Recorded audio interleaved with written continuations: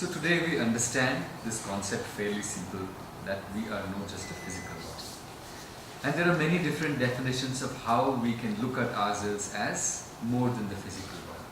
I'm sure you've heard of the etheric body, the light body, right? So we are, like they say, we have an aura, right? Some people say they can see the aura, some people say they can feel the aura, yeah? But we understand that we have an aura. For example, if you walk into a room full of people, even without having to talk to somebody, even without knowing anything about somebody, you kind of have this feeling that, okay, I think this person I can be thinking with, this, or maybe this side. You have all these things, you say, like we carry this kind of an aura, this projection of ourselves. And that is also energy around us, right? Physical body, and then there is a projection of ourselves as energy. So, our ancestors have always known this and have always tried to understand. The Japanese have tried to understand it, the Chinese have tried to understand it, the Mesopotamians have tried to. Everybody has tried to understand the concept of how and what is this energy around us, the aura around us, or energy, and they have different ways of looking at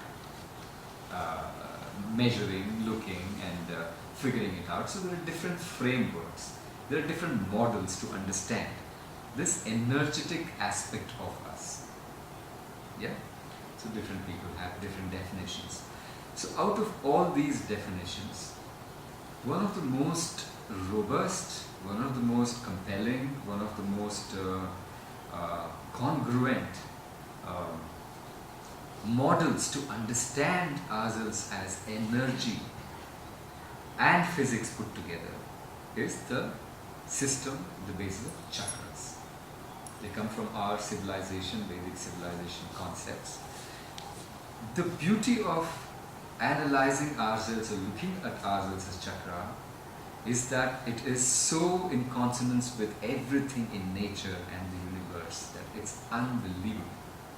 So we have 7 chakras. You've heard this, right? I'm sure. We have 7 chakras, basically.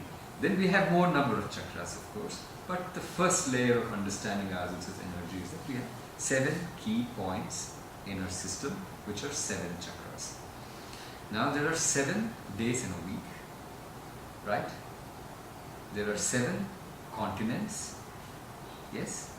There are 7 seas, yes? There are 7 colors in a rainbow, yes? There are 7 notes in music, yes? Anybody else can come up with 7s? So you can see how beautifully synchronous it is to everything that this earth is made up of. 7 continents, 7 bodies, 7 water bodies, 7 colors that when white light passes through a prism distributes itself to 7. When harmonics, it's universal, the concept of melody, the concept of music is universal. The 7 sa, re, ga, ma, pa, dha, ni. Yeah, 7. So everything is so beautifully in consonance with our Vedic concept of looking at ourselves as 7 centers of energy. It is amazing. And then these 7 centers are again linked to elements, linked to colors of the rainbow. Now the colors associated with chakras are nothing but the colors of the rainbow. Vibgyor, right? Yeah, violet, sahasra, indigo, ajna, yeah, light blue, blue is your Vishuddha. Yeah, so this is green, yeah, Anahata, then Manipura, yellow, orange, and red. Vibgyor, yeah. So it's just perfectly in synchrony with something that is available in nature. So hence I find among all the different frameworks to understand ourselves and analyze ourselves as an energy body, as an energy and also a physical body, there's nothing as beautiful and as systematic and as in consonance with everything in around us in nature like the system of chakras. So hence we are going to just focus on examining ourselves as an energy body from framework of chakras. So I will speak a little bit more about chakras, and then we are going to go into an exploration of our energy points. So before I go into the taking you into a meditation where you experience yourselves as different energy centers, I'm going to talk a little bit more about its location, okay, and the basis of it, so you understand and go deeper into it with your logical thinking minds in consonance with what you're going to do. So now we are not just a physical body. We are a physical body made of organs, skin, bones, flesh, etc. A layer behind that, we are also a chemical body. Because what regulates our physical body, our moods, our dispositions, our attitudes, are the way we feel. Do we feel depressed? Do we feel excited? Do we feel happy? Do we feel angry? Do we feel sad? All this is dictated by the chemistry inside us. The enzymes released from our glands. Yes? So we have multiple glands in our being. Yeah. So our physical body is guided by our chemical body. But what is directing our chemical body? That is our energy body. Now, what do you mean by this energy? Where is this energy fitting in? How is this coming into this equation?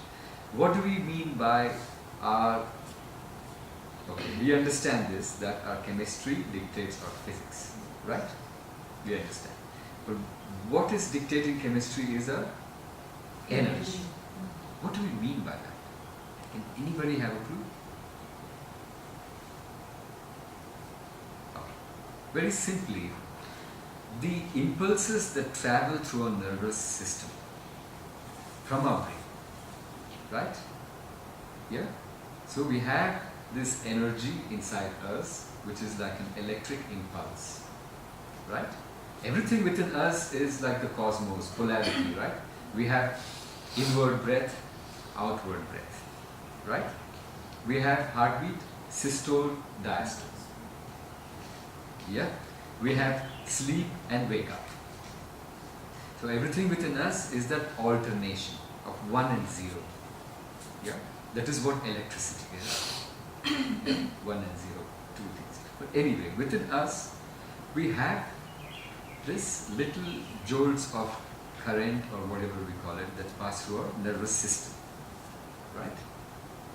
An energy, kind of a surge of something, an information just going through. Something you can't touch and feel, but it's just a thing, activity that's happening in our nervous system. A nervous system is real, physical, but within that the information that's going through is just energy, right? So that information that is going through our nervous system is commanding our glands to act at different times. Our glands is commanding our body to act in certain ways at certain times, right? So we are in 3 layers. So, so we have the physical body, the chemical body, and the electromagnetic body, or the energy body within us. What is a chakra point now? Chakra point by definition is just this. These are different parts located on our spine, different points where all the nerves come together like a junction point. So a nervous system is as vast as the roadways of the world. Yeah? So wherever there is a big junction point of all these nerves that come together on a spine, at those big junction points, that is called as one chakra point. Yeah? So right in front of a chakra point is a corresponding gland. Yeah? So I will just go through quickly where is the location of the chakras and what is the associated gland, and then we can just go into a little bit of a meditation. So starting from the root chakra. So you have known a little bit about chakras, 7 chakras, the root chakra. The root chakra are the Mooladhara, okay, located right here at our pelvic region, right below, is the gland associated with it is the adrenaline gland. Yes? So then we go, this is right here, right at our groin area, right at our abdominal groin area, lower abdomen. The second chakra located, Swadhisthana, second chakra, sacral chakra it's called, located below your navel. What's it called? Swadhisthana. Swadhisthana. The second chakra located below your navel, Swadhisthana, second chakra. The color of it is orange, associated color. So the gland associated with that is the reproductive glands, the ovaries and the gonad for the male, right? So the next chakra, the Manipura, right here above our navel. I'm giving you these indications of where these regions are, so you kind of understand. And as we go through the meditation, I'll ask you to visualize certain things in these regions. You may also identify them by placing your hands, etc. So just remember this. So above your navel, in this space, below your rib cage, is this area of the solar plexus. That's the Manipura chakra. The color is yellow. Yeah. The associated gland is the pancreas. Yeah.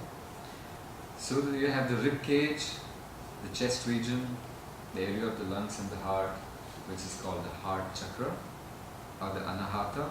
The color of it is green. The associated gland is thymus. We have this neck region, which is called the neck chakra, or Vishuddha. The color of it is light blue, and the associated gland is thyroid gland. Yes. Then we go to the third eye. This is the neck region. So this is the neck chakra. Then we go to the third eye, the area between your eyes, right where you put your bindi. Yes. So this is the area of the third eye. The gland associated with that is pineal gland. Wonderful. Then we go to the Sahasrara. Sahasrara is meant to be a point right above your scalp, your head, an inch about your head. The crown chakra, the color violet. Now the associated gland with that is the pituitary gland. Yeah, pituitary gland is also called the master gland, which regulates the functioning of all the other glands. So this is also called the Sahasrara. So now you get a clear enough picture. So this is a beautiful way how our ancient forefathers have been able to put together our systematically, put together, what do you call it, a system to analyze, our thing as a physical and an energetic together in this framework. So when we start to work with our energy body, our physical body, self-healing or anything else, we can start to think of ourselves as segments. Now if you have to treat something, if you have to scan yourself, if you have to work on healing yourself in some area, some region, wherever there is a problem, you need to segregate that space, right? And understand where the location problem is and know what are the steps you can do to work with it. So this is a beautiful framework to start to put together ourselves in this thing and see ourselves as energy and physics at the same time coming together.